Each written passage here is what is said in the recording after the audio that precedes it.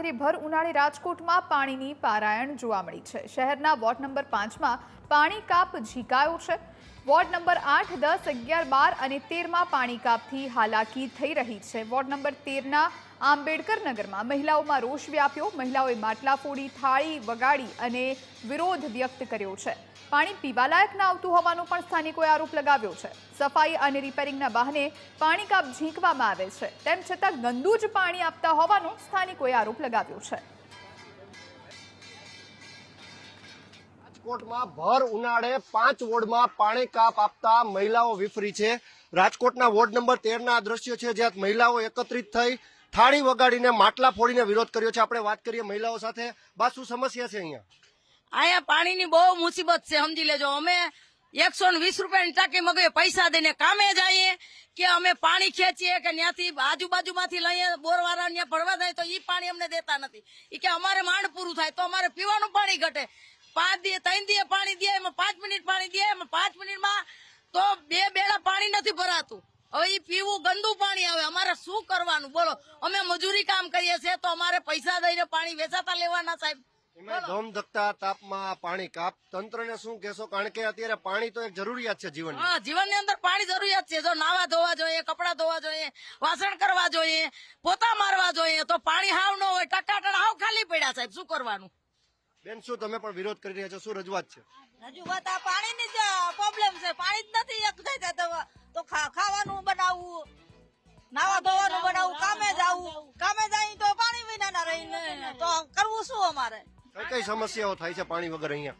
અરે બહુ સમસ્યા થાય છે પાણી વગર। તો ગંધારું પાણી આવે, નાવા ધોવાનું નહીં, કાંઈ નહીં। પાણી વગર તો પ્રોબ્લેમ બહુ જ થાય છે।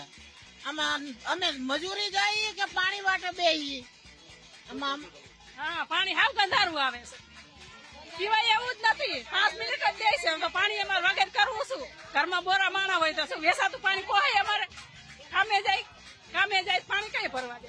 એક તરફ ભર ઉનાળો છે, બીજી તરફ આ પાણી કાપ, શું કહેશો આ પાણી કાપ?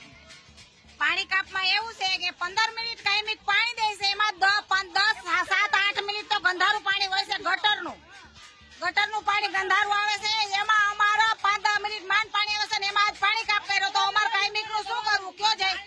આટલા માણસો હોય, એમાં નાવા ધોવા જોઈએ, અને આવો કાપ મેકો તો શિયાળામાં મેકાય ને? એમ નહીં, આવો કાપ મેકો તો તમારે શિયાળામાં મેકાય ને તો અમારે અત્યારે ભોગવવું ન પડે। આવી બધી સરકારના વિચાર કરવો પડે કે શું કરવું, કેવા એરિયામાં અમારો એરિયો છે, મજૂરી ઇલાકો છે અમારો। આખો દી સિમેન્ટ વાળા કપડા બધા નાઈ ધોઈને ગંદારા કપડા લઈને બધા આવે તો અમારે કેવી રીતના કરવું? 100-150 રૂપિયા ટાંકીનું લે તો અમારે કઈ કાયમી કામે જવું ને કઈ ટાંકી નાખી ફોન થાય, એટલે અમને આ નથી। અને કાયમી અમારે ટાઈમ 15-20 મિનિટ ગાંઠની 5 મિનિટ વધારવી જોઈએ। અમારા માટે પાણી જાજુ દેવું છે મજૂરી ઇલાકામાં। નોકરિયાત હોય ને કાપ મેકાય, અહીંયા કાપ ન મેકાય। હું સરકારને થોડોક વિચાર કરે, મજૂરી માણે મારી નાખ્યા સરકારે, ભાજપ મજૂરી માણે મારી નાખ્યા, હારા માણે કોઈ ન મારી નાખ્યા। જે રીતે મહિલાઓનો આક્રોશ આપ જોઈ રહ્યા છો, 5 વોર્ડમાં પાણી કાપ છે, ત્યારે ભર ઉનાળે કોર્પોરેશન દ્વારા જે પાણી કાપ ઝીકાયો છે, મહિલાઓ કહી રહી છે કે કોઈ પણ ભોગે અમને પીવાનું પાણી આપો, ઘર વપરાશનું પાણી આપો।